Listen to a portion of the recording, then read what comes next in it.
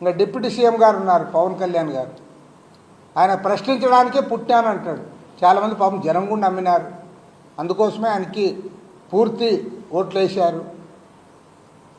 ఇప్పుడు నువ్వు ప్రశ్నించడం మానేసి పరిపాలన చేయడం కూడా మానేసి అదేదో గుడ్డలు వేసుకొని కాషాయ గుడ్డలు నువ్వు గుళ్ళు గోపురాలు తిరుగుతూ ఉంటే నాకైతే అంటే గుళ్ళు గోపురాలు తిరగకూడదని నేనేమన్నా.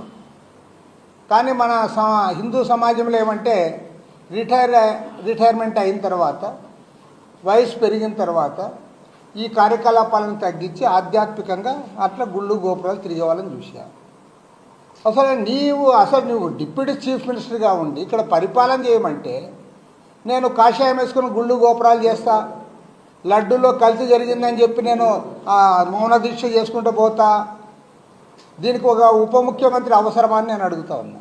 ఈ రాష్ట్రానికి ఒక గుళ్ళు గోపురాలు తిరగడానికి ఉప ముఖ్యమంత్రి అవసరమా?